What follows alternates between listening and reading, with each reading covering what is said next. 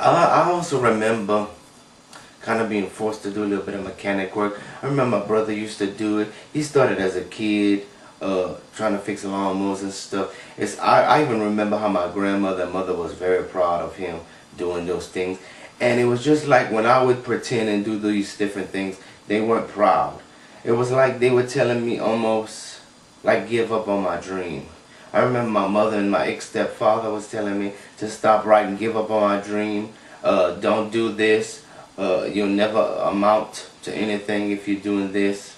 And I remember doing that. I remember trying to do any and everything to get in the entertainment business because it's something I'm really interested in doing. I mean, like I said, I am in it now. It's years ago. All these different things from my past. And it was like money is the key. Sometimes when you don't have money or if you're not financially secure, it's kind of hard trying to believe sometimes I feel. Because it's hard when you're trying to do your best. You know, I feel like as though if you are pushing towards a goal, you're doing what you were supposed to do, you pushing as hard as you can, I feel that you should be able to get what you want. Because that's how I feel in life. Because why would all these people who don't do anything, or jack or shit or whatever, how these motherfuckers get everything they want? How do these people get what they want if they're not pushing and struggling and doing unless their family have money? Usually in most cases these people have money. And I don't understand why a lot of these people have money and they splurge their money. They don't even know what to do with money. You know what, I used to hate a lot of rich people because at one point in my life it was just like these rich people have everything. They have the money, they have the clothing, all the material things you don't have. And then years later I guess I learned that not even the rich man can sleep. Because he's with other rich woman, because he or she worried about if they going to steal their money, scam them, do God, I don't know what. And sometimes you got money today, here today, gone tomorrow. Sometimes you might be rich today, tomorrow you're poor. I never thought about the concept like that until years later. It was like, man, I couldn't understand it.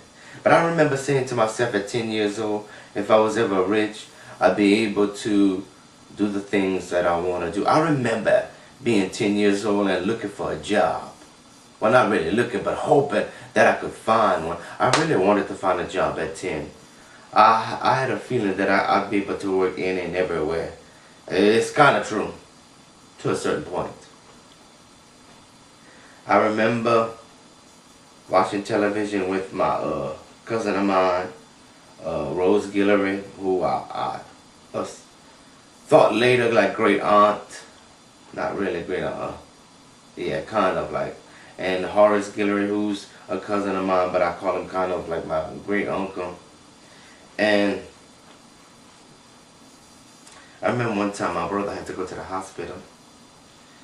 And my mother and my grandmother stayed, and I had to spend a night at Rose and Big's house. I didn't really like it sometimes. I remember one time I did spend a night there. My mother told us, well, we had a floppy disk computer, an old floppy disk computer, and I could play with it if I went spend a night, and I didn't really want to go. I went, but I remember coming back, and I remember not playing with that computer because we were kind of punished. I remember mother whipping me. I remember we had took some money out of my cousin's purse. I think it was each 50 cents she had was $1. I remember. She never kept much in her purse. I believe she spent majority of her money. She probably kept 4 quarters only. That was it. I remember doing those. I remember not only pretending but enjoying myself, doing the things that I want to do. I remember talking a lot of shit, a lot of smack.